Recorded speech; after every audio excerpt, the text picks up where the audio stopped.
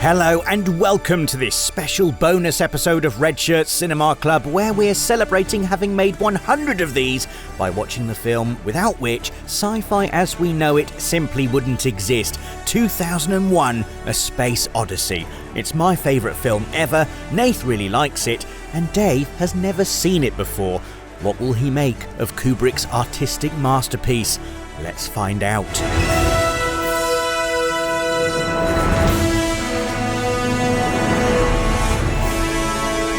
Hello everybody, welcome to Redshirt Cinema Club. I am your host, Rob Pearson. We are joined today by Nathan Dighton. Hello. And David Jackson. Hello. Finally, it has happened. For our special 100th/101st episode, we have watched the father of all science fiction movies, 2001, A Space Odyssey. Possibly my favourite film of all time. Nath, I know you also hold this film in high regard. It's pretty good. Dave, this is the first time you've ever seen Oh my God. 2001: A Space Odyssey. The little monkeys. And I've been very nervous about asking you this question. Let's not ask him. For about a week now, especially because our recording of this initially was delayed by the fire alarm scandal. Yeah. So I've just been desperate to know, what did you think of 2001: A Space Odyssey, Dave? Well, I've been very scared of answering that question, Rob. And I can now reveal I set the alarm off, so I didn't have to answer it for a week. I thought it was pretty okay. Wow. It was certainly a film. I'm glad I've seen it. I understand why it's, held in such high regard. I found it quite bloated and self-indulgent. Oh my God. Oh, that's an unusual opinion. Very long. Very long. It's not even that long. I It's thought long. I thought it flies by. It didn't fly by for me. In 0G. Yeah. I really was like... Rob looks so shocked. I'm not sure we're going to recover from this. Yeah, I know. Well, I'm disappointed. I was looking forward to seeing, a movie that was like my new favourite movie. You've been holding on to this opinion for a week. I've been trying not to think about it. You've been on holiday since? I enjoyed the movie. Don't get me wrong. That's like the sort of headline. That's the headline. There's lots of nuance to that. I did enjoy lots of it, and it's clearly incredible. And then especially now having watched Dark Star, a film made sometime later, admittedly for very little money, but still, like it just one of them's aged better than the other. I was wowed several times by the physical effects. The way that they gave the sense of 0G was just nuts. Brilliant. Moving the whole set and having people walk around upside down in circles. It's too late now, Dave. I'm saying I enjoyed a lot of it, but I did overall. I was kind of like. So do you? I'm a modern movie audience. You didn't enjoy the minute of darkness and then the 20 minutes of monkeys? I had to check that my TV hadn't broken. Oh, that is amazing. I know. I think it was cool, but but if you don't know, I was like, I've not even seen the MGM logo or whatever. Yeah. I had to check that. I was going to be all high-minded and go, they're just blowing your mind, man. But like, definitely, I've seen this movie a couple of times in cinemas, and I think both times I've been like, I hope everything's okay. yeah. Is the projectionist there? Because we can hear the movie. And then I'm like, oh yes, it's art. It's art. Yeah. What am I doing? Yeah. I think it like I think I just would have liked it to have been the same, but just a bit quicker. What would you have lost? Some of the long notes for Stanley. Languid shots throughout the movie. Oh, I do feel That's all. like I enjoy the story. I enjoy all the bits. The kind of, what is it, like a 3-act with a bit at the end kind of movie. Fine with all of that. Fine with all the what's going on. Absolutely no problem with any of that. I just genuinely found it to be quite slow. It is like quite lots slow. of slow. We talked about the Blue Danube. Just ages of. Like, this ship's going to come and land with that ship. Here it is, turning really slightly to the right, and here it is. I think the slowness in those moments. I will say that the prehistory Dawn of Man stuff. By the end of that, I am like, I wish one of them was wearing one team was wearing bibs. I find it sometimes quite difficult to chill between teams. Well, yeah, I wasn't sure when they first visit the lake. I was like, which one's my team? Yeah, exactly. Team with the bones. Team Bones. Well, no, that's when they come Bones back team. to the lake. But the first time they don't have the bones and they're defeated. It's like Kids in the High Street. I Yeah. like it. We haven't really changed as a species. I think I just have a modern audience take on it. I'm just like used to things moving a bit quicker, and I'm used to like surely part of the we're going to show these ships in space is that it was incredible for the time. Yeah, I think it's still incredible. I think it's still incredible, but I'm used to seeing incredible now. So But I'm it's the like, and I'm used to meticulousness. seeing space. I know what you mean all the time. I know what you mean. I think maybe if Rob looks like he might not speak again in this episode. I'm not proud of this opinion. Like, It's I fine, knew it's- that everyone was going to hate my opinion. I But love that you're just kind of like, I didn't like this, and then everything else you said is like, I'm dirt. Don't talk to me. I'm disgusting. As we said again in the Dark Star episode, like watching movies is chemical. It is. Like It is. You can the have- way that my yeah. day had gone that day, I sat down to watch this movie. I was really excited about it, and I just found myself kind of like sort of trying to get in and not like. I do regret the start. I was sat there for a minute and a half thinking, what if I'm missing? Because I knew that it opened with the kind of apes bit, and I was like, am I missing all of that? Yeah. Am I seeing? Should I be seeing stories? Something gone wrong? So then I was like, oh no, it's fine. I've ruined that bit for myself. And then from there, it was just like, okay, right, here we go. Really get into this now. And then it's like, oh wait, which? I thought I was supporting the team who were at the lake, but no, I was supporting the guys visiting the lake. Okay, fine. Team Bone. Okay, not get Team back Lake. into it. Get back into it. Well, you're not really supporting anyone. I guess it's a dispassionate Well, view of the evolution of consciousness.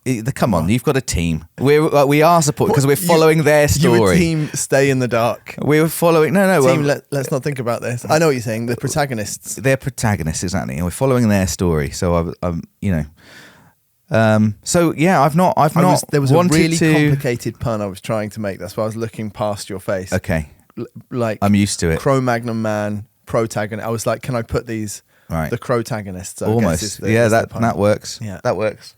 I don't know if they're Cro-Magnon men. Is that an ice cream? I don't know. The Magnum's an ice cream. I would say I was going to say champagne. this discussion is everything that Stanley Kubrick hoped it would be. I would say the slowness is one of the factors which manages. Obviously, we're watching this. I wish maybe we'd done a better job of talking about the context of it before, or re-going over some of the context from previous episodes.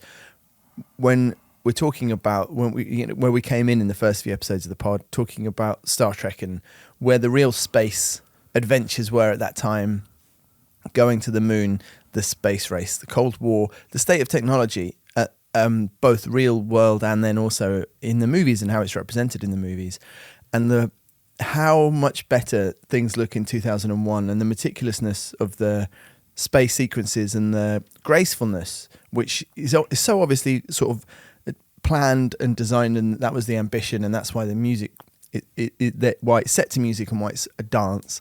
It's so like light years ahead of everything that turns up in, I'd say, every Star Trek film until they're just using digital movies. The model work's amazing, and I think the slowness is the thing which brings you into that and lets you enjoy it. Or for me anyway, I'm still captivated by that model work, but also, as you said, the zero-G effects work of somebody just pressing grip shoes or whatever it is, and then Yeah.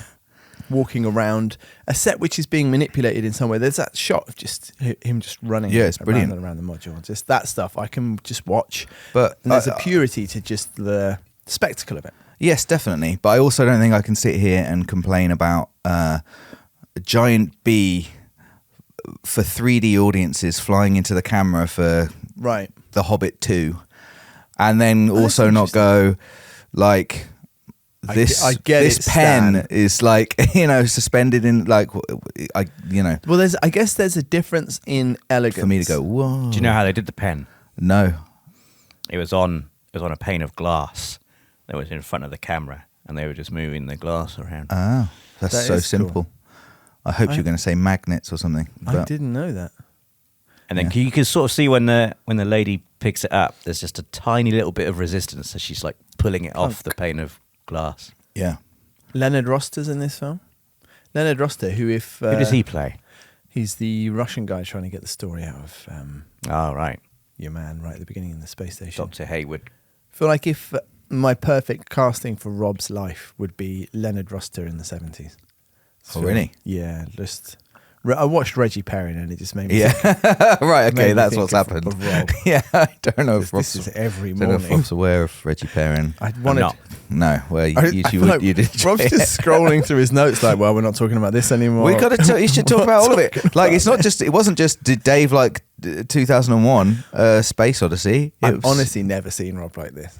He's like he's recalibrating. I'm glad. I'm glad to have had this my turn. My turn. When you've disappointed me with all my favourite Star Trek movies. Did you think, watching this, or did you recognise anything? Did you recognise? Did you recognise? Fuck you. Do you understand? Was your tiny mind capable of understanding you were seeing something truly excellent?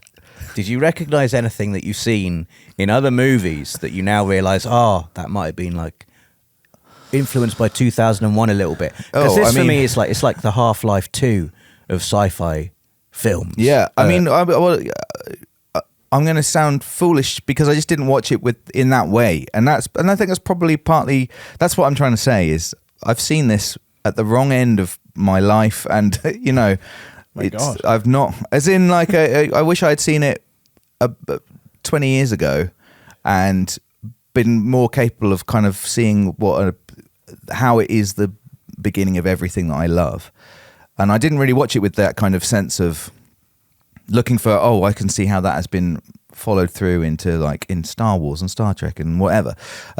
So, I mean, off the top of my head, I just wasn't watching it in that way.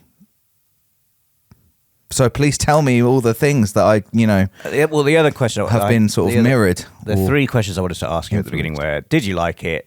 Did you recognise anything else you've seen from other sci-fi movies as having originated here? And also, you've read the book, right? Yeah. So, I have not read the book.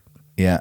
My understanding is that the book is a lot more explicit in its explanation of the monoliths and Did the what's monkeys going wear on. bibs? Yeah, I think it kind of, maybe it doesn't have to be. I felt like it had to be as a book for some reason then, but that's not true at all. I think it probably is a bit more explicit because it doesn't just describe scenes like a movie describes scenes. It has to describe sort of some intent of the characters and things that are happening.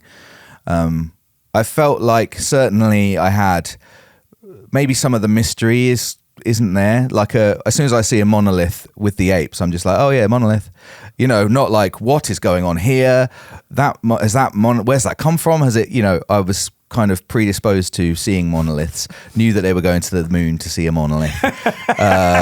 So perhaps reading the book has also ruined my experience of this movie somewhat because. Yeah, I remember the end being much more explicit in the book. And then he becomes a baby. The end. Well, interestingly, I don't know how many people at home realise this, is that the film isn't based on the book. The film was made at the same time as the book was written. Yeah, and I didn't realise that. It's a very strange... I don't know if there's ever been an example of this happening before. So you've got one of the greatest filmmakers, one of the greatest sci-fi authors, in tandem making a film and writing a book. Yeah.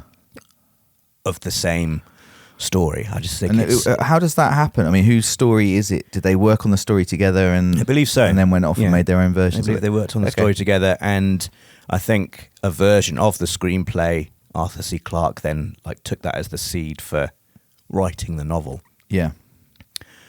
But some of the stuff that I always forget when I watch the film is I guess I'm always set up to watch it as a kind of a sensory thing. I'm going to enjoy the visuals, especially.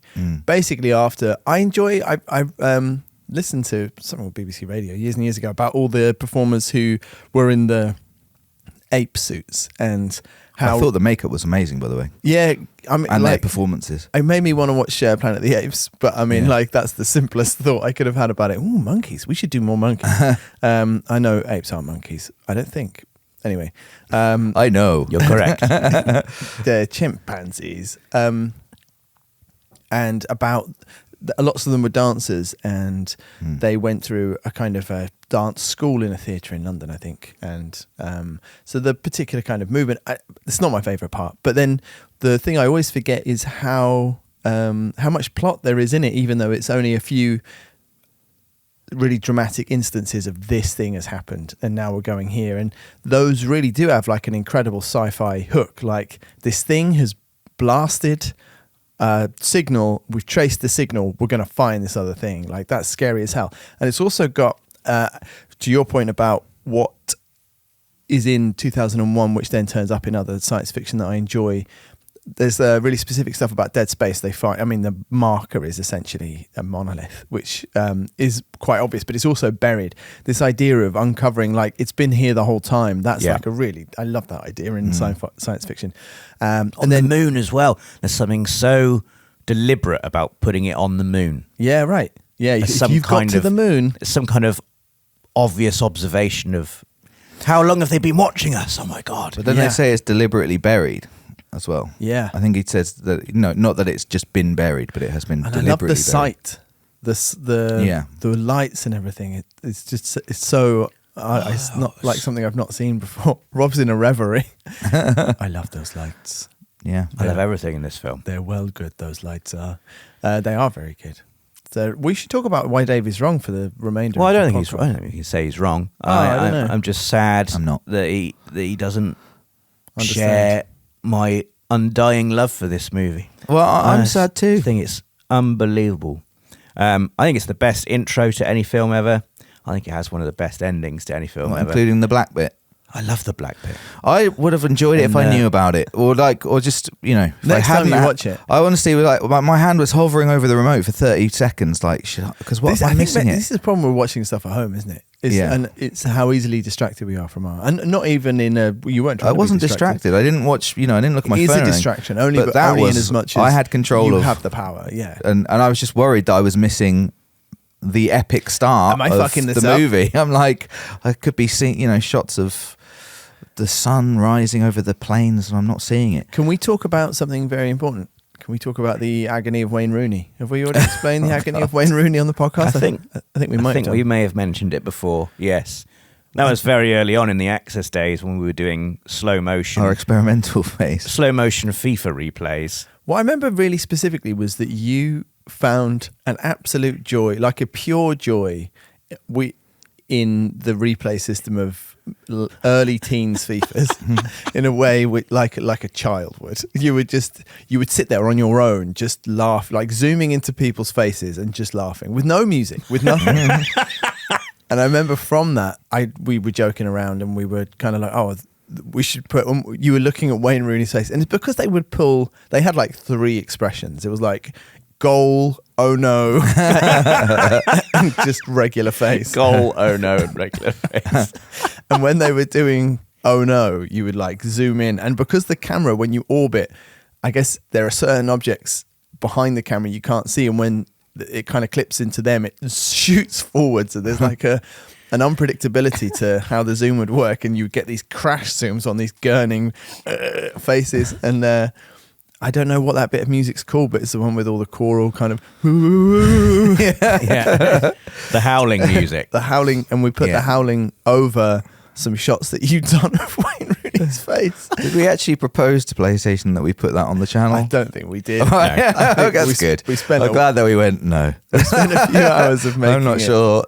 I'm not sure we had a channel at I'm that not sure point. this is for an audience. Maybe as a little bonus treat for Patreon viewers. Oh my we should God. try and recreate it and just. I would love that. You can't recreate it in a modern FC No, but though. we've It's got got to be. old We've got to it's gotta find. be- We've got to find FIFA. It would have been FIFA 11, I think. Oh yeah. Or Yeah. 12. It's got to be the original, the real system. I remember you doing that for years afterwards. Though. I remember us being in the Yogscast office and you being in that little basement and just you loving like Peter Crouch or something, and he was like mid-air with one leg above his head, and it's just like what? You do it in pairs as well. It's like a thing I kind of miss actually, like because you don't get it if you play online. No, I mean I don't play football games online anyway. But if I did, you know, you just like, you hate the replays, and it's Sure. there, and they're super slick and cool now anyway. The replays and you're just like, are something get me else. back in, unless you scored the goal, in which your case like, do- But when we used to play against, when we used to play against each other, or Rob and I used to play with, you know, together a lot, cooperatively. We'd always be like, score a great goal, into the replays, let's watch that, let's see that, and like zoom in his face, or more often than not, ridiculous goals that we'd probably conceded or we'd scored, and we'd be like, let's look at that in great detail. It's like, it was part of the game that I miss. It was for the replay. I remember really specifically, actually. I think it was FIFA 14 preview that we did, and the thumbnail, I can remember it now. I think one of us scored with Christian Eriksen, and he ran past the post, and he's just going. I can remember that as well. I Like, can see his face. That's really strange. Print it. Why do I remember that? I don't know. Of all the things. Rob, what is it you love about the apes in this film? I don't know if I love the apes. Well, I really like that bit where they're all huddled underneath the cave, and it's at night, and they can hear the jaguar or whatever it is off in the distance, and they know their food. Like it's the bit of the movie where it's like, okay, they're this far down the food chain, because we see early on one of them get killed and dragged off by presumably a very well trained jaguar. I was wowed by that bit. Yeah. I was like, how did they do How have they that? done Because that? it looks like the jaguar gets, and that it just Knowing Kubrick, they probably just did it. I need a volunteer. But their eyes, you could, obviously they're people in the suits, but it's like a little bit of acting where Kubrick has allowed the apes to take on a little bit more of a human appearance than is necessary, just to heighten the drama of that bit. You can just see them. You can see the worry. You can see the fear, and in their face, it kind of look, let's just stay quiet here. I hope we don't get found by the jaguar. Just stay quiet. Another night of this. Yeah. Oh, I hate my life. The dark down here in the middle part of the food chain, where all we can eat are whatever the hell they're eating. Yeah. What are the animals Worms. called? Tapirs? Are they tapirs? The Yeah, little- tapirs, yeah. Oh yeah, I forgot that they were tapirs. Well, they're rather. almost like, we're not as shit as the tapirs, but we're mid-table. They're above the stage. tapirs. They scare off a tapir at one point. They're like, get out of here, Exactly. tapir. So that, But they're the not killing tapirs are tapirs yet either. They're newly promoted, and we're safe in the Prem. But, right. And then but the Jaguars are top 6. the performance of the ape that first finds the bone after its first exposure to the monolith.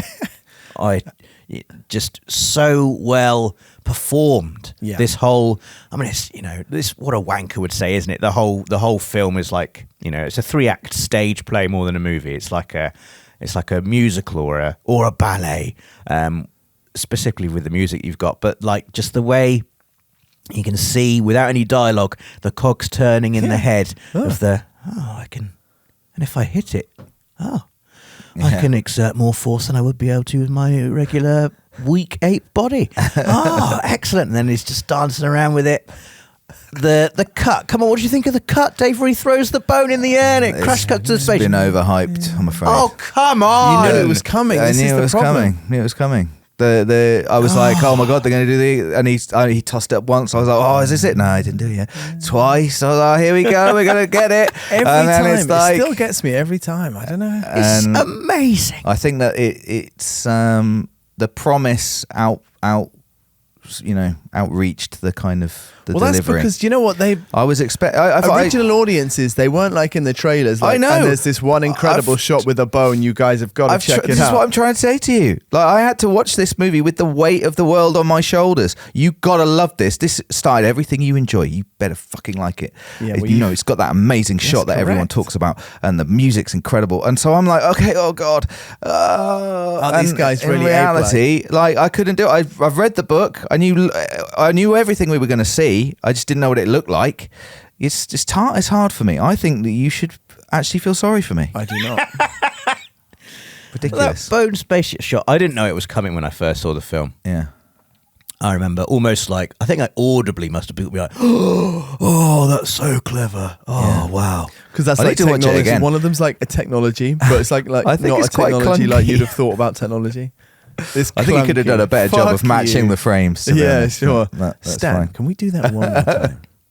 I'm not sure you've nailed that. Yeah, it's very cool. think that opening sequence is fantastic. But more like, oh, I get that this is fantastic. Yeah. There's something. What about the credit? We've not talked about the credits yet with the sunrise coming over the moon, coming over the earth, coming over the moon. Oh yeah, that was cool. That shot is unbelievable. Also, the opening's just cinematography of Earth. Yeah. I was beautiful. Like genuinely blown away by it. It Isn't looked it nice? incredible. I was like, Really? where in the world is this? It looks so beautiful, and the quality of the film. You know, like the actual physical film quality of the picture was just superb.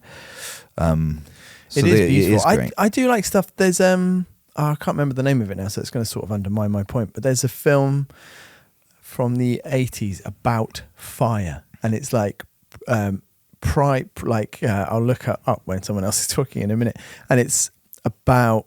It's kind of a similar vibe in terms of like this early technology is invented, and then it's about a group of pre-frontal cortex people, Cro-Magnon, Right. Cro-Magnon, Your favourites. and the amount of time that the film spends getting into the kind of the believable space of these beings being. Explaining this so badly. This is almost impressive. They're relatable to us. Are you a but Cro-Magnon man? I feel like I've regressed. Like in the Super Mario Brothers movie, I've devolved the idea that they're obviously we want them. We know. I guess the thing about watching pre-human humans is that you're like, well, one day these will be us, and Right. so that you root for them in a weird way. There's a sympathy to them, and. But they can't speak, they can't communicate. There's like there's like a real sort of tantalizing sense of what will come from it. And like weird to think that, I guess this is one of the strengths of 2001. And I was going to say basically like the stuff that gets away from the ultimate clunkiness of these are guys in ape suits. It's kind of daring to go like, we're going to have 30 guys all in ape suits and they're just going to be around this lake. Are we outside? No, we're on a sound stage. Yeah. And there's a big painting in the background. It's like, how the fuck are you going to make this not shit? Yeah. And I love the shots of the earth to kind of remind everybody. I think you already said in a previous podcast, but that I really do like shots of earth that make it look like an alien planet because Yes. like it is an alien planet. And that is how Like, it looks, yeah. like we've obviously built parks and stuff, but it's ultimately just a rock in space, and I love being just things which recontextualize stuff which is very obvious, and in a weird way this does it with the ascent of man, but at the same time it's something I try and do, or that we try and do on this pod, and it's a shame that hasn't really happened for you here, so that's sad. Do you know what I mean, in terms of like trying to reinvigorate a film with the meaning that it would have had at the time. And I think that the joy for me in this film is the amount of time that it spends explaining that at the beginning, the importance of it, the reason it needs to be slow, the reason the film, I think, doesn't take up any more time than is absolutely necessary, is just giving us time to spend in, hey, do you remember before we could use sticks? Like this is to alienate us from the simplicity of just putting basic thoughts together in order to speak later on about the development of really the stupid thing about the film, and the reason that you're completely wrong about that cut, well, I do think you're just wrong about that cut, is because everything I've said is just in that one shot, like that cut from, it's like, you just wank on about this film for ages, and then you go, oh yeah, the film has already got you there. I'm not wrong about the cut in as much as I think that it's an incredible vehicle for, like you said, explaining all of that. But I didn't get that experience. I was going, here comes the incredible cut, can't wait to see it, looking forward to it, and then I'm just sort of watching it. I don't get the experience of the wow, or the like, I didn't see this coming, or I'm just watching it like quite clinically as like, here's that amazing cut everyone talks about, let's see it then. Oh, there it is. Like I'm not seeing, I know we're going into space, I know that bone's going to turn into a spaceship, so I'm not getting any of that. I'm just getting, let's see this cut, and I'm looking at it in a very doesn't turn cold, into a spaceship, Dave. It's not like they made the spaceship out of the bone. Right. Come on, it's symbolic. Okay, fine, but you know what I'm saying. Like I didn't get to watch it as an audience. Do you know one of the things which I then love about the next section is the it does all of the, hey, what would life be like in 100 years or 50 years? And we're all in space now. And there's telephones with video screens. Space payphones. Yeah. And I thought that all of it still now, considering then the almost 60 years of science fiction imaginings that we've had on screen, it's still one of the lowest key, most accurate representations of technology stretching into the future. It's just so grounded. Every thought in it is so functional. It's so good. Yeah. What technology is there at this point? There's like you said, the video phones. There's the foods. The foods. Just the simple process of, I think even just the jump from space travel will look a lot like going through airports in a way that you imagine. I think that's just because so many people are like, oh my God, we're going into a black hole. Like that's the tone of some of the science fiction of the time. And this is much more like, it'll just be people, but we'll be in space. People in suits having the same kind of family problems that we do now. Our guy's going to miss his daughter's birthday party. I'm sorry, honey, I can't be there. That's Stanley Kubrick's daughter, by the way. Oh, really? In that phone call. I thought her performance was great. I thought you were going to really smash it to bits. I thought it was her little face. All right. Bye then. That little confused smile she does. Clearly her dad is on the other end. Okay, now pretend I've said this. Now do that smile. Go on. I love it. I love that. Yeah, like you say, Nath, it's not trying to be, it's a more realistic interpretation of what the future might be like. I think, and there is obviously a 60s clunkiness to, like an Alien, the kind of thing that's become sort of beloved now, that analog. I think in Alien it's, the perfect version of this. There's something quite clinical and sterile about everything in 2001. But I enjoy the mundanity almost of their sort of like business chat and the PR spin he has to put on when your man is trying to tease out of him what's actually happening on the moon. Because we've heard rumours that there's been an epidemic outbreak. Everyone has lost their shit. And obviously it affects us. So I'd be very grateful if you could. I'm sorry, I'm not at liberty to discuss that.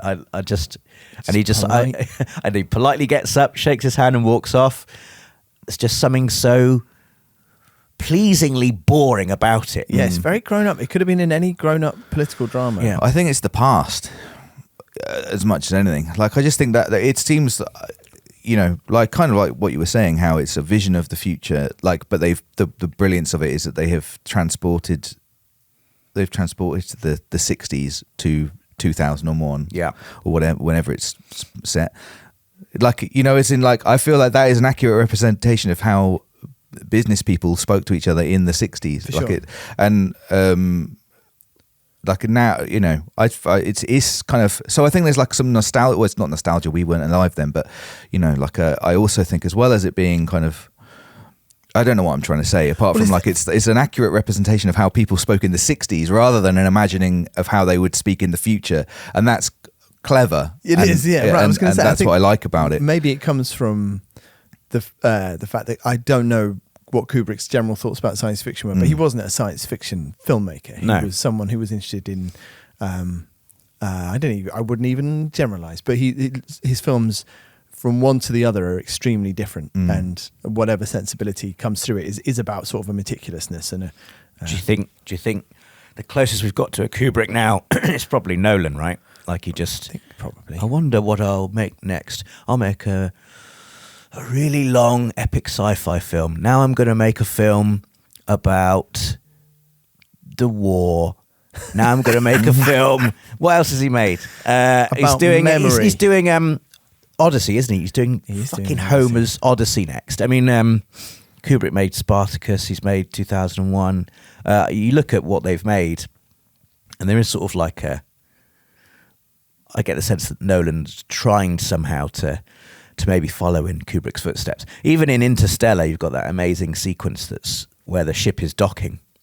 And that's a much more dramatic, I guess, action set piece version of some of the long, luxurious balletic shots we get of the spacecraft in 2001. Yeah. Do you think that Nolan he was working at Warner's for a long time as well, in the same way that Kubrick was. And I do think there's like a deliberate understanding or conversation that's happening, like between Nolan's movies, and he's aware of them. But then I think that's also just because Nolan's like a very bright and sort of well cultured. He's read loads, he's watched loads. He's just very aware of that the kind of cinema that he's drawn to has been occupied massively by someone who is extraordinarily good at it, and that was Kubrick. I also really like about Nolan that he really likes just big movies. Like he has interviews where he just talks about Fast and Furious, how much fun it is, you know, an unpretentiousness which I'm not sure Kubrick had. He was quite arch, I think. No way. He was a bit. I'm not saying there wasn't a joy to him, but yeah, he was quite a serious fellow. Yeah. Yeah, and I think that comes through in 2001. It does. We should get on to the main, I guess, the third act of the film. Yeah. After they've been to the moon, which I realise doesn't happen until probably 45 minutes in. We're finally, I guess, with the main thrust. It's slow. Of it. Yeah. A slow burn. A wonderful slow burn. So we've got 3 characters just in cryosleep, in stasis, who we never really see at all. Bad news for so them. From here on in, the only 3 characters are Dave, Frank, and Hal. Yeah. Hal being the special supercomputer AI that is in control of all of the ship's functions, and that is impossibly perfect and can never fail, can never make a mistake. Yeah. And here we have, I guess, what's become quite a classic science fiction story, where the AI computer goes wrong or malfunctions or goes rogue or has intentions of its own or achieves some kind of sentience. Yeah. You must have loved this bit, Dave. I did. This bit was so good. It is great. It is great. I really enjoyed it. And Hal's, I think the design of Hal is fantastic. Just the real close up on its sort of red little lens, yeah. It's so unknowable, and it's, I don't know, it's just always watching unblinking eye. Where they're in the pod and they think they're safe. Why did they think that? I was like, just don't They're look, just don't talk towards. They kept looking at him, going like, or it's just going like, yeah. I think But it's Hal's just gone the a bit little weird. red light in the background of that shot is Yeah. fantastic. Yeah, it was. And then the strangely still mouths they have when Hal is lip reading them. yeah. Well, I think we should go and kill Hal, actually.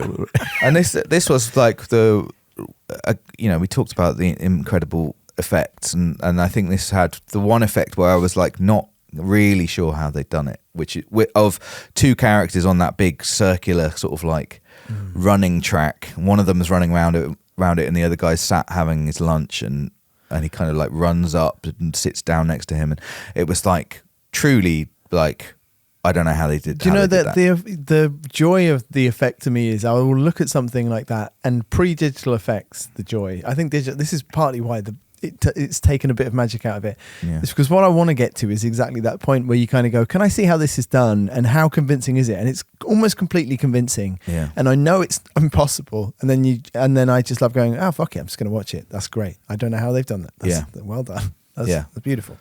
The thing I was going to say about Hal's eye, about the red appearance, physicality, manifestation of Hal, is we've banged on. I've only just realised, but I've banged on about humans, human shaped, yes, electronic consciousnesses, and this is obviously from off the bat just like a rejection of that idea, or that redness, and maybe the part of the reason it's become so, I'm going to say iconic over the years, is it does have an inhuman sort of malignancy to it, which radiates, obviously. Also, it being red is quite. Also, the sound design of Hal is brilliant. The sort of slightly sing-song, passive voice is so brilliantly terrifying when it's terrifying, and otherwise just mundane when it's mundane. It's I really love the lip reading. I remember the first time I saw it being kind of shocked at the lip reading, and the more I think about that,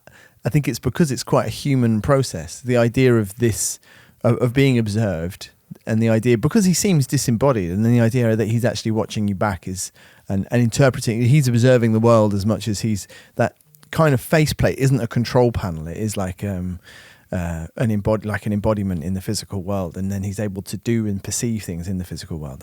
unpleasant.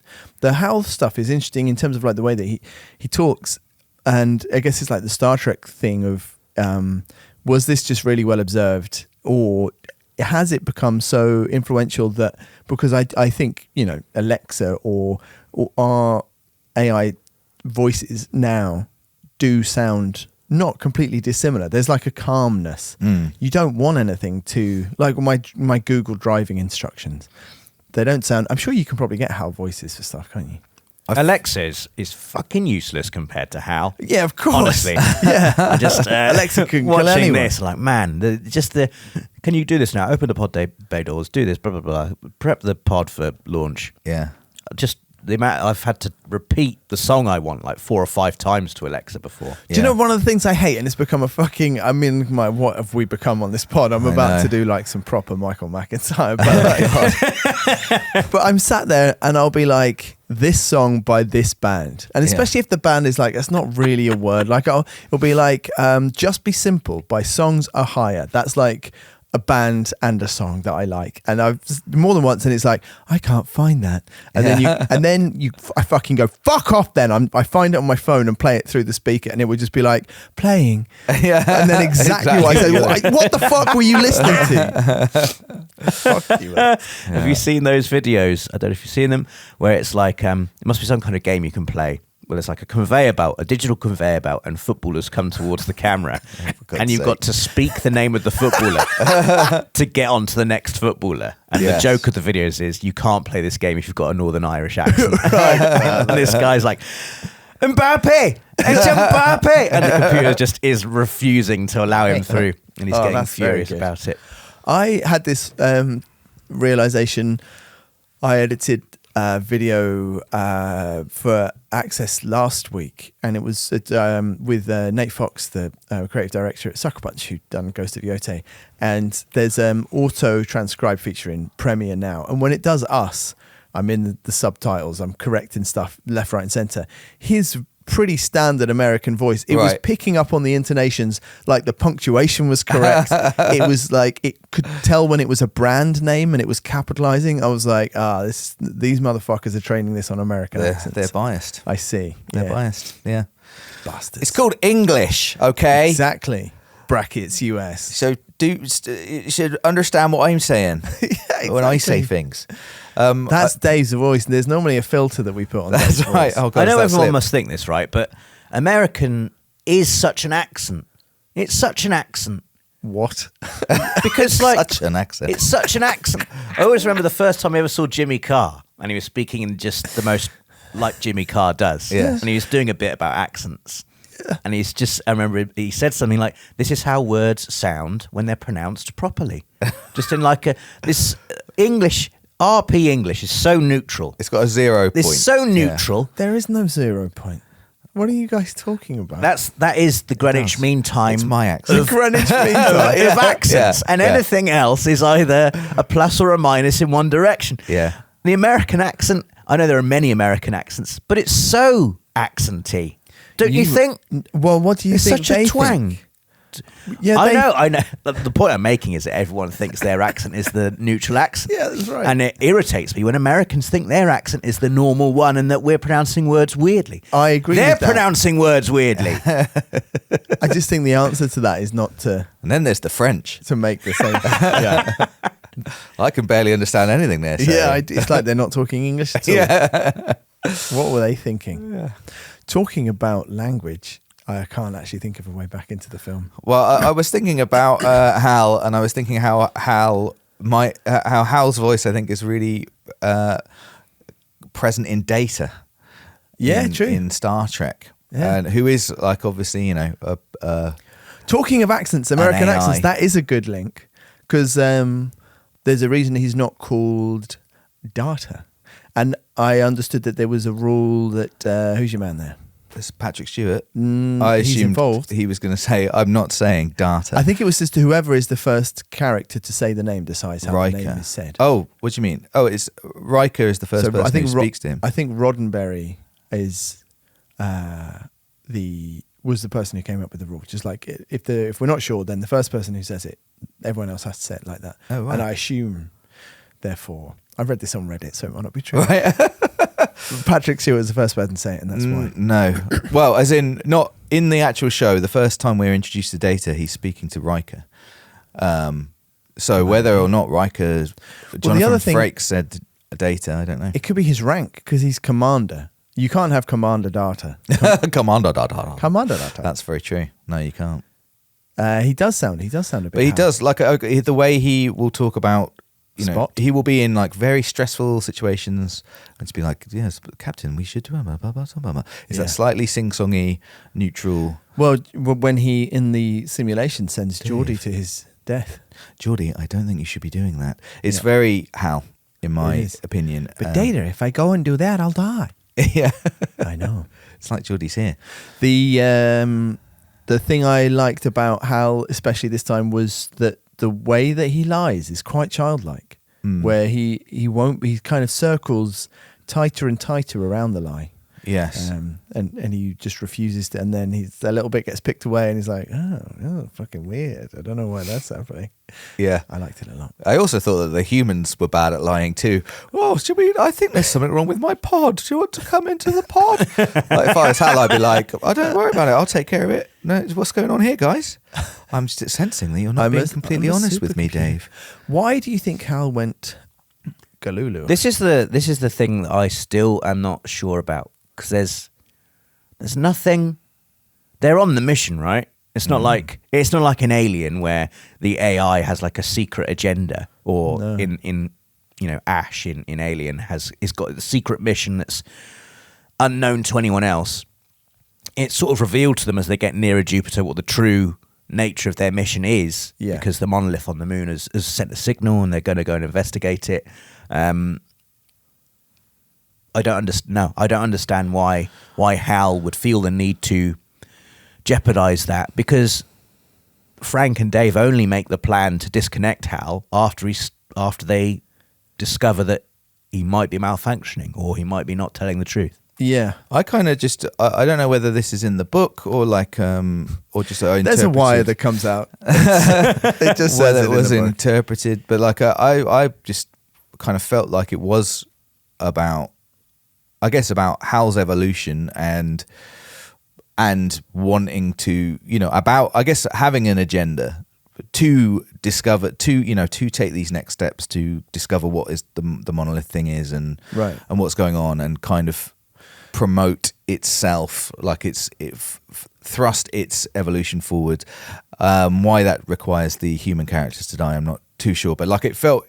Certainly watching the movie, I didn't question it that much or think about it too much. I was just like, I think it's so embedded now, isn't it? Because it's funny because we just watched Dark Star. It is in Dark Star, the bomb, obviously. And the scenes of Dave trying to talk calmly to Hal and reason, it is the bomb is a great parody of that. And it is in Ash. And I think that it planted the seed, or it certainly shone a spotlight on this sort of hovering idea, science fiction idea of, if we create artificial intelligence, can we trust it? And then suddenly we can't trust it. And I think by the time you get to Alien, it's just enough for something to be synthetic for you to go, oh, it's unreliable. Of course, they might go fucking crazy.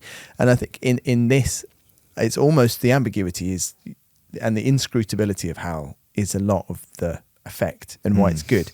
I couldn't tell whether he had gone wrong because he'd become sentient and that had just caused him to break down, his reasoning had broken down in some way. But certainly the idea of self-preservation being his driving motivation, as soon as that caused the risk of him being shut down, was interesting. Because there's this weird loop, isn't there, where he is aware that the humans have become aware that he is not okay functioning. He's also obviously aware of the fact that he himself is not okay. And the other HAL 9000 supercomputer back on the base has also run their calculations and decided, actually, no, this HAL's lying. What did he say? No, he didn't say that. Well, fuck that guy. Yeah. Oh, he's definitely malfunctioning. I can't understand why that guy would say that. Dave's having the conversation with where he's like, well, you're correct. I can't make a mistake, but what's your opinion about that then, Dave? Yeah. How do you think this has happened? He throws it back at Dave, like, how do you think this happened? Crazy, Dave? isn't it? What do you think's happened? Well, how strange. We should just chat about this. Yes. Yeah. I'm just opening the airlock. Dave, in classic IMDb trivia corner, do you know why Hal is called Hal? No, I was wondering that just moments ago. You'll love this. I've got no idea. Rob's been on. Well, it's actually quite similar to IMDb. If you The Internet Movie Database. yeah, similar. It's the Human Archive of Language. Well, think about the first code that children make when they're trying to write secret letters to each other. What's one thing that you might do? Apply a simple formula. like go backwards, or Shift, by just one and letter, then that would make Hal into A B C D E F G H I. Yeah. Or Yeah. I yeah B yeah. M IBM. IBM. Wow, computers. He's there. There he IBM is. computers. Dave's in space. Also, Hal's just a nice little name, isn't it? Hal. Hal. The Hal 9000. Hell. We get to the bit then where Hal does he does a murder. He does a murder. Just He straight does up an actual murders. murder. He's Yeah. like, well, this thing needs fixing. Frank's going to go out to fix it. And I love, and you must agree with me on this, Dave. You must. The silence of the space scenes Yeah. is fantastic. And all you Yeah, hear is it's just the breathing. yeah. And there's so much drama going on that in normal films you'd expect explosions and music and even like the violent act of Hal manipulating the pod so it goes and flings Frank off into space and he hurls away. Yeah. Just nothing. Absolutely. No sound. I totally. Amazing. I always respect a movie when it respects the laws of space in that way. I think a big one I always think of is Gravity.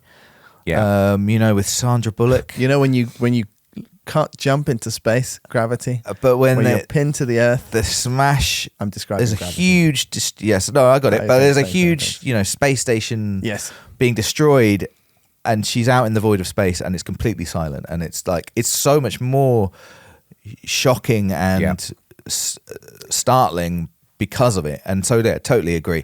Just that the horror of just your own breath. Again, as these things are happening and you're being flung into space. My only science fiction reference, apparently, Dead Space. It's got some great. When you're outside, you Yeah. just I remember first going outside in Dead Space and thinking, well done, the makers of this game. I remember everyone in the office just saying audio occlusion. Audio occlusion is great, isn't it? Audio occlusion. That's what we call this. It's called audio occlusion. It's really good. Is that what you all wrote in the magazines? Yes, I think I definitely wrote it. You could probably search my name and audio. Just get a list of results. Official PlayStation Magazine Dead Space review. Audio occlusion. I didn't do the review, I don't think. I know you didn't because it only got an 8. Steve Williams did the review. I was a reviews editor. I was quite disappointed, but I could not change the score because that's unethical. That's right. So Steve Williams, great writer though. So Yeah. what are you going to do? What are you going to do? Just gonna print it. That's what you're gonna do. Print it. Yeah. Oh, No, man. it was great, and yeah, it's just horrible. Hal's way of dispensing with Frank, the pod just suddenly zipping into life, like, go after him, just bops him into space. I love it. Just the arms.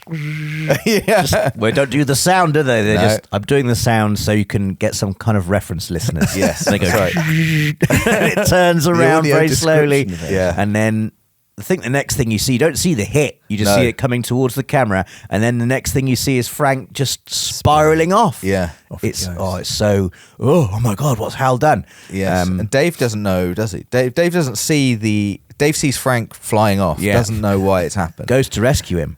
Yes. As we discussed in the Dark Star episode, that sequence where you just got to go and rescue a tumbling man in space. Yeah. And he manages to do it and he grabs his body. Hal does not, probably the most iconic line in the whole film when Dave tries to get back into the ship with Yes. Frank's body. Open the pod bay doors, please, Hal. Yeah. I'm afraid I can't do that, Dave. Yes, which I have heard throughout my life at various times. This is what I mean about how he's such a little shit in this. He is. And It's so terrifying. He won't And this have- is he where won't his have- voice is the most impactful, I believe, where you can't plead with him. No. You can't reason with him. No. He's just refusing to do it. implacable. No. Yeah. And I like that. I think it gives this enormous sense of satisfaction when he's then sat.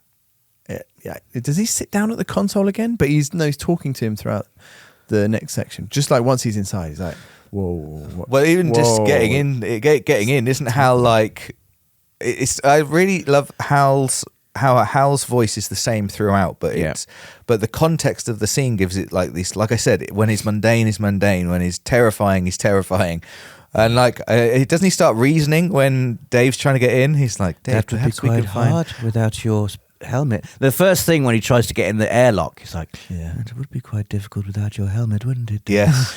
But then it's almost like he is like a pleading child. Yes. When he realizes that Dave's got in. That sequence as well is just slowly, like how slowly it is. They have to pull out all of the different hard drives, I'm assuming. I thought Hal's descent, or kind of like death, I guess, was just really brilliant.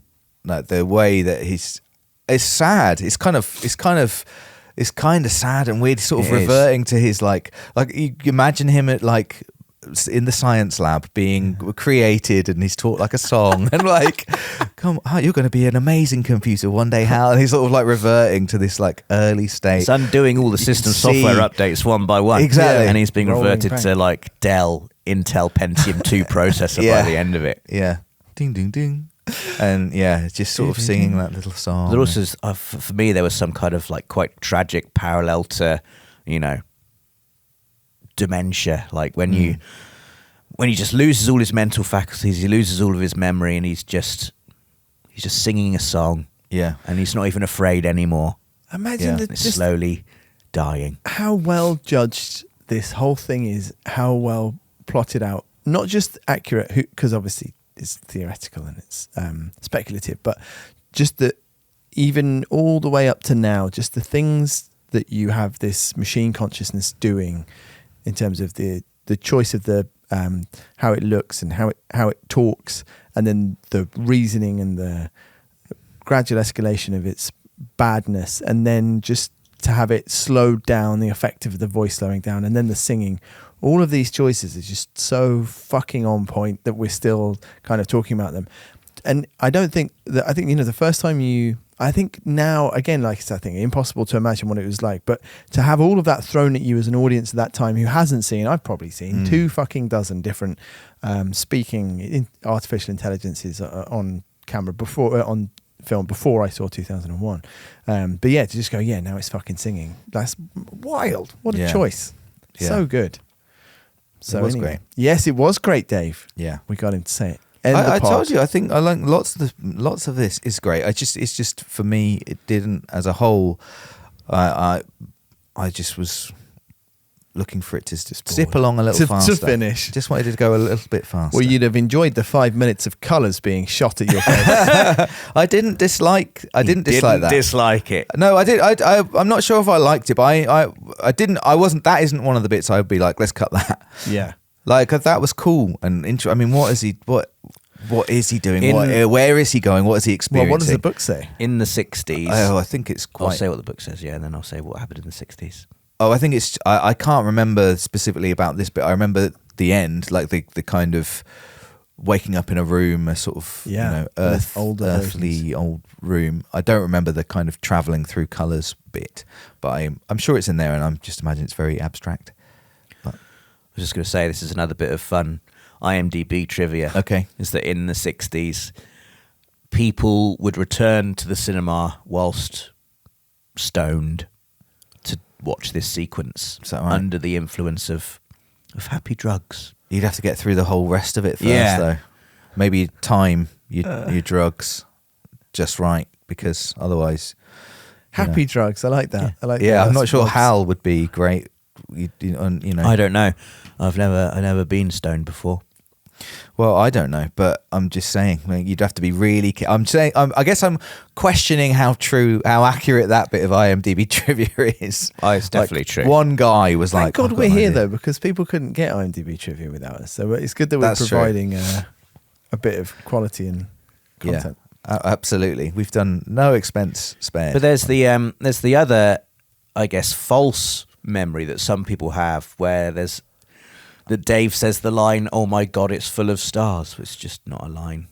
In the film. There's an advert. Is it in 2010, the sequel? Because I've never seen 2010. There was an ad when I was a kid, and it was on. I can't remember. Like we taped something off the TV, and this ad was on there. It might have been Aliens. Anyway, it was something I used to watch when I was a kid, and it had a parody, 2001. And he went into a spaceship, and it was full of stars, but I think it was like Carlin Black Label or something. I'm going to look that up. I'm going to look that up right now. Yeah. What's that called when everybody has a shared... Is it Shazam? Mandela effect. The Mandela effect. Yes. Shazam was a movie that doesn't exist, right? Or does it exist? Doesn't it exist? It does exist. But everyone thought that. But there is no movie called Shazam starring Sinbad. Right. I don't think, anyway, unless I've misunderstood that particular internet story. Oh, I don't know. I'm confused now. Is it the Mandela effect? The Mandela effect, right? Yes, when people share a memory of a thing that didn't happen. Yeah. I think the most famous one being where it gets its name from, that quite a lot of people swear they have the memory of Nelson Mandela dying in prison. Really? Yeah. How strange. Yeah. But okay, well, yeah, that's the effect. That's the effects in action. Yes. But no, he doesn't say that. And he just goes through a terrifying wormhole, which reminded me a lot when I saw it in the first Star Trek film. Yeah. When Kirk gives the order to punch through, what is it, like some kind of meteor field? Yeah, they're going through an asteroid field or something. An asteroid field, and just the way that time and space and colour seems to distort for the crew as they're going through it. Yeah. I felt must have been influenced by this sequence. I just, at this point in the movie for me, I remember when I first saw it, I had given up any pretense of trying to puzzle out what I thought anything meant. And I was just sort of enjoying it on an incredibly simple level, in that I just, the colours, the overwhelming just gesture of whatever the hell it's trying to say. It's okay if I'm not quite understanding it. From this point in the movie on, everything that happens, I was just, wow, that is mind-blowing to me. I cannot comprehend what's going on here. I'm just really appreciating how everything looks, and the overwhelming sense of unknowableness I just enjoy immensely. Well, I think it is. I mean, the movie really changes gears here. I think the rest of everything that's come before is quite overt, or at least there's certainly a lot. There's just very straightforward stories that you're following. Like I'm sure that there's a lot much more behind that, but here it really is just like changing gear into, don't try and understand this now. You're gonna just have to experience it. Yeah, because nothing is going to be explained to you, and that is quite brave and cool. I think that this sequence especially kind of gateways that quite well, as in you literally as the audience kind of go through a portal into the final kind of scene, final act, where it's like completely interpretive and weird, and abstract. And I don't know. I didn't try, like you, I suppose. I didn't try. I can't remember too much about the book. I remember it being more kind of, I think it being a bit more overt than the movie. But this time, or watching the movie, I just sort of sat there and just let it wash over me. In the not trying to puzzle out he goes inside the monolith, right? That's the. I think I've just read that is where the line is from. My God, it's full of stars. Right. He's speaking to mission control, and he says, "Oh my God, this thing goes right." on And forever. then he kind of wakes stars. up in the house. Yes, I think it's just Right. the special house. And I love this bit because it does the same thing, a similar thing, I think, to the jump cut from the bone to the spaceship, in terms of giving you like a really shocking, jarring jolt of the perception of a long time passing. In that you realise Dave has been in there for, I don't know how many decades, 30, 40, 50 years. And just the way he reacts to seeing the older versions of himself. I found it terrifying when I first saw it. You'd hear just the little clink of cutlery. And he can see himself eating at the table, and just the horrendous isolation of it, and just I think it really effectively gives you a sense of time in a way that I don't think I have experienced many times before. I just found it absolutely terrifying when I first saw it, and then when he turns into the big space baby, like I said, by that stage of the movie, I'd given up trying to puzzle out what it meant, and was just child. I just think it's the most. I love it. I love that ending so much. It's just fuck you. Here's a spade baby in space. He's a baby in space now, and now here he is looking at the Earth. I get that, you know, the thrust of it is the monolith appears and is the catalyst for the next stage of human evolution or technological development or whatever. But I guess at that point in the film, we are, as humans, we are looking at the bone for the first time, like the ape was looking at the bone for the first time, not really knowing what it is or not really being able to comprehend what it is. Is the Star Child actually massive? I was going to say that. I think so. Is Yes. it really? just massive? I think so, yeah.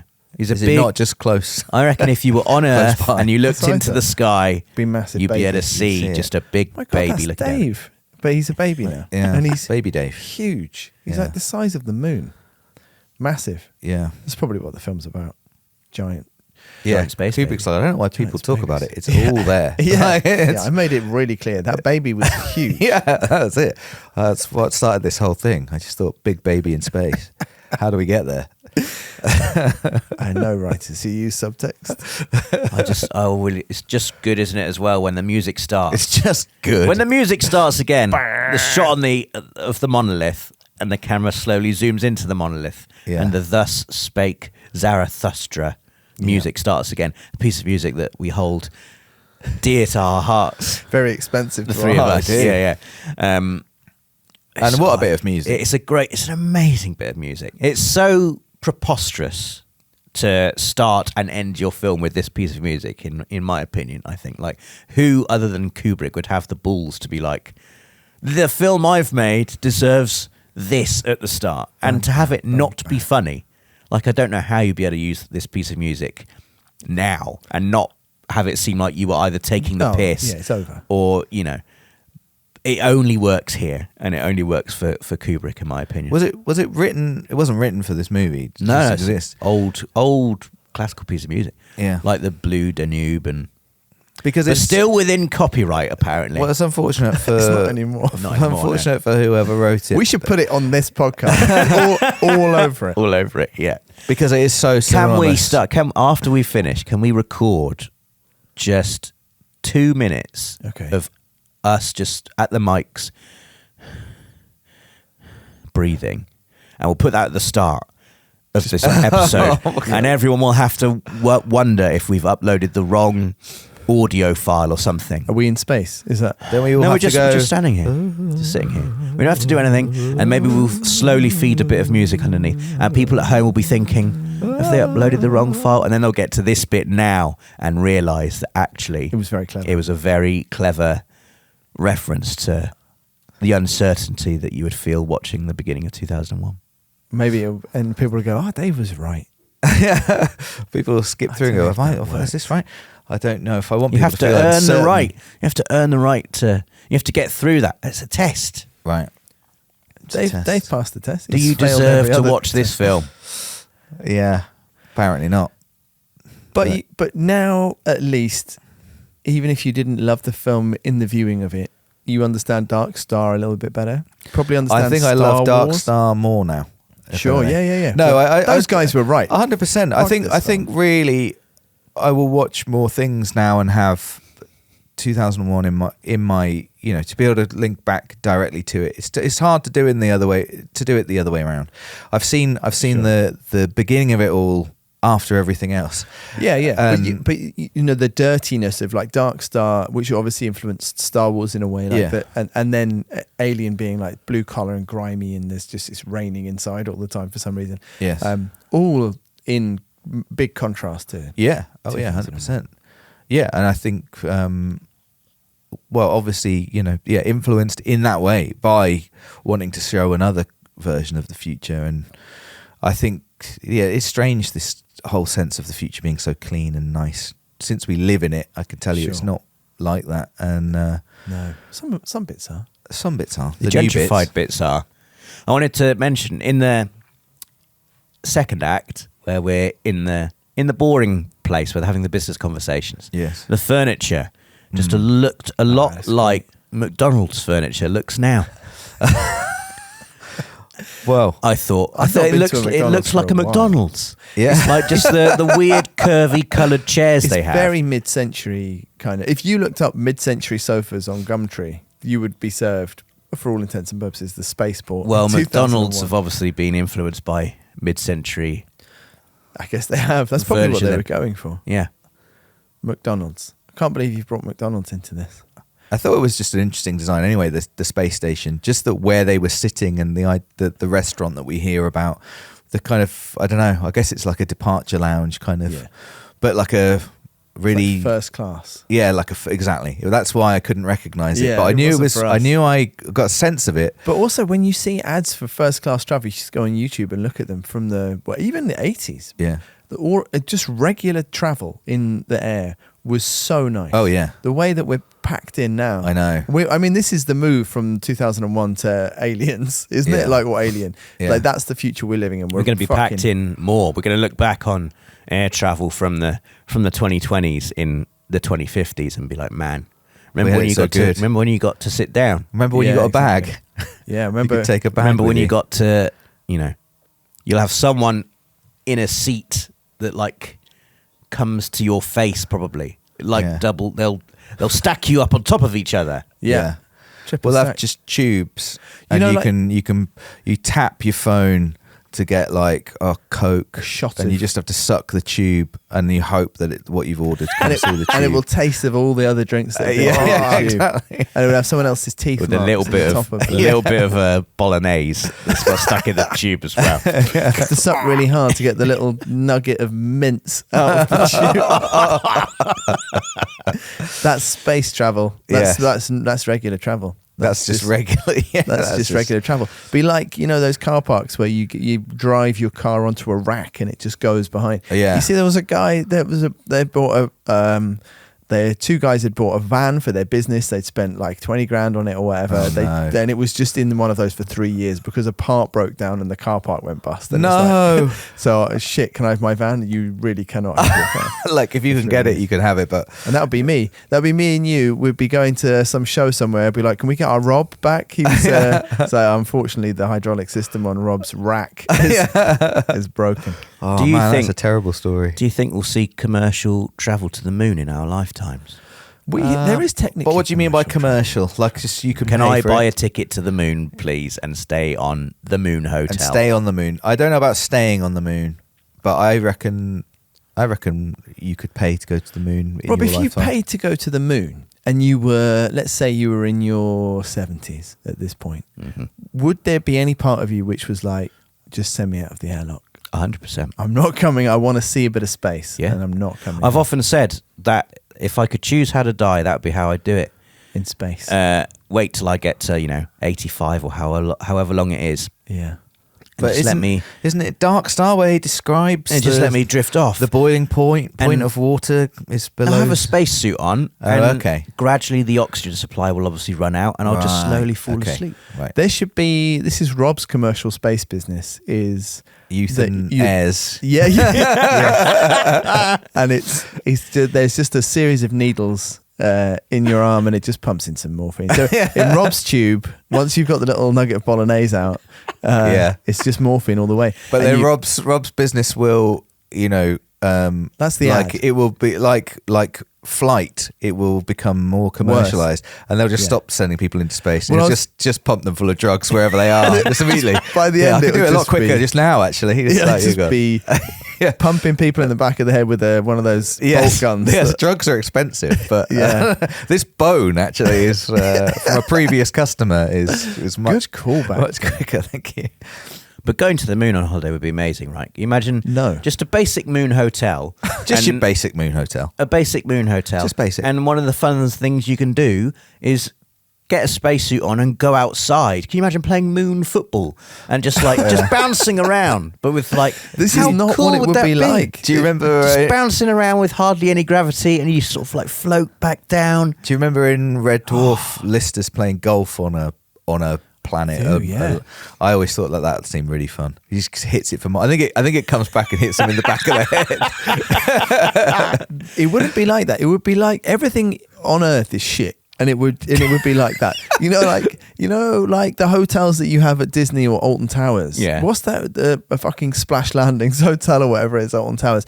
That place is so expensive. And it's like it's a water slide themed hotel. It's not like a classy place. You know what I mean? And that moon would be like that. It would be called like Lunar Palace or something shit, and there'll be two of them. One of them would be for the Jet2 holiday crowd, and it would be awful, and you couldn't go there. And the other one would be for people who think they're better than that. But we should do a Jet2 holidays advert for the Lunar Palace. It would just be gambling, wouldn't it? Because it would be lawless as well. There'd be no laws. Why wouldn't there be laws? Because it's I guess not owned by... Laws don't apply on the moon, probably. Yeah. It would be like the gambling reservations in Nevada. Exactly. It would be a reservation. It would be a billionaire's reservation You can for kill horrible people. things. No, that's what I'm saying. exactly. The billionaire's place is on the the other side of the moon. Oh, okay.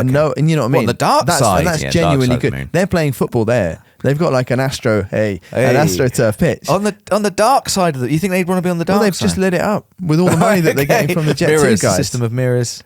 And you wouldn't be able to do anything. You'd be like, I'm going to go to the moon. I'm going to run around. I'm going to jump up and down. And it would be like, you've got to stay in your crate the whole time.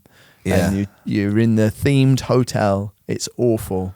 The food is much worse than you thought it could. I don't think it would be that great, which is what you're saying. But I'm agreeing. To do commercial travel and make it safe. If Wouldn't they you just can't be in a make it big like greenhouse as well? It would just be like, here you are. Look, you're just looking up at. It's night all the time, and you're looking up at Earth. That's Yeah. it, basically. Feeling Can you go outside? scared. Not really. Yeah, No, don't. we could make Don't. more greenhouses for you to be on other bits of the moon and look up at the Earth and the stars. But They would do surely guided spacewalks. right. Like now, where you can go on like a guided hike up a dangerous mountain. You'll have an astronaut who knows what they're doing, A Sherpa. and you get to go on an actual walk on the moon. Did you I don't watch? care how bad the hotel is. Just that. Can you imagine that? Did See you the watch dead bodies Futurama? of Rob? people. Did I watch? I watched some Futurama. Yeah, Oh, I'm surprised you didn't watch lots of Futurama. I did but watch quite a lot of it. Futurama. I thought was excellent. Yeah. And they covered like a sort of moon. Obviously, the moon going to the moon in Futurama is like no thing, and I think they have actually. They've done all this that we've just done. They did it before. I seem to remember that you can rent buggies, moon buggies, and you can go yeah. on. Then and like, but there's like the route that you're supposed to take, but they accidentally take it off route and get lost and whatever. But yeah, moon buggies would be great. Racing moon buggies around the moon. It would be like Everest. There'll be the dead bodies of people who've Yes. gone off piste. That's crazy, isn't it? You could just pick them up and just punt them into space, though. That's true. Or like a hammer You throw. have to pay Yeah. extra for that, but they do From the They do ankles. let you do it. Yeah, I've got tokens for 5 cadavers. Fine. This one broke up, so I don't have that. Can I get another one? Can I throw the arm separate? I think we might see it when we're in our 80s, maybe. But I don't think it will be affordable enough. Lunar Palace, or just travel to the moon. Commercial travel to the moon. I think that you'll be staying I don't- in the ship. I You don't might think land it like will a be- safari kind of a thing. I just think it'll be for billionaires only. Yeah. Well, eventually, I think I don't think it's going to be affordable for us in our lifetime, No. which don't I'm think sad about. I also feel like we're moving away from conspicuous fuel consumption.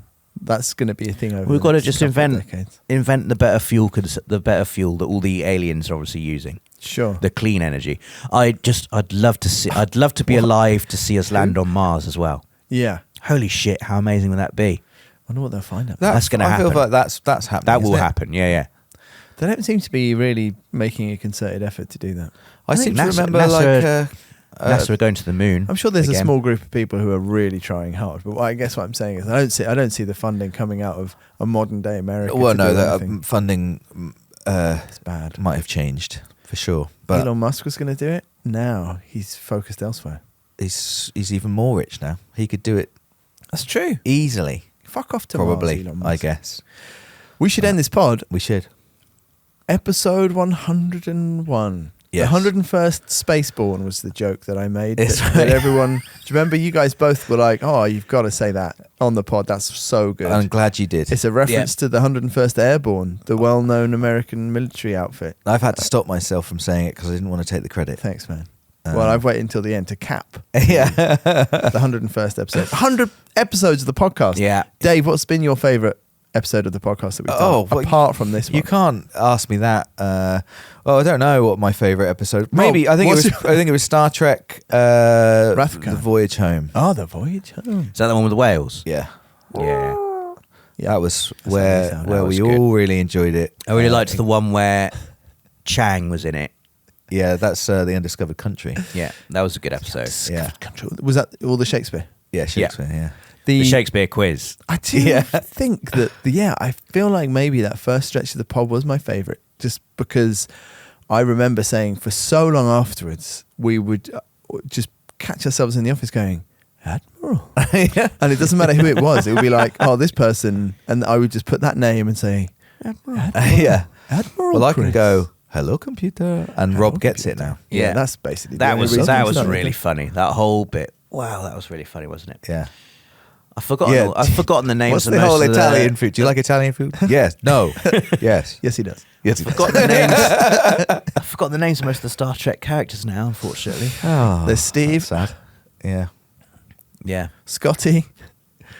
All of the ones that McCoy. aren't Kirk, Spock, and the Doctor, McCoy. Yeah. I've forgotten them all. Scotty, Chekhov, Uhura. Mackenzie. Yeah. Russian guy.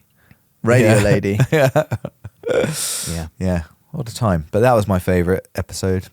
Rob, your favourite episode? I really liked doing the Lord of the Rings, just because we just sat here and spoke for ages, for over 2 Those hours episodes were so They were long. long. about Lord of the Rings. But you've got to pick one episode. Which Lord of the Rings? Fellowship of the episode? Ring. Fellowship. Yeah. We're going to watch them again, see? We We're gonna are. talk over them. We are. Yeah. Maybe enjoy an ale. Yes, because we've got so much time on our hands. Yeah, I feel like exactly. it's going to be excellent. Right, I'm so- really looking forward to it. Rob wants to finish. It's time to start our real jobs. Yeah. Yes. Let's We've get got to out of here. finish, and we're going to be back on Monday with Assault on Precinct 13. Oh, yeah. That's right. So join us then. Goodbye. We're not going to do the breathing. You've been listening to a Patreon exclusive episode of Redshirt Cinema Club. Thanks very much for the support. If you're enjoying the podcast and want to leave some feedback or just say hi, we'd love to hear from you. Email us at redshirtcinemaclub@gmail.com, follow us on social media, or send us a message on Patreon. See you in the next episode.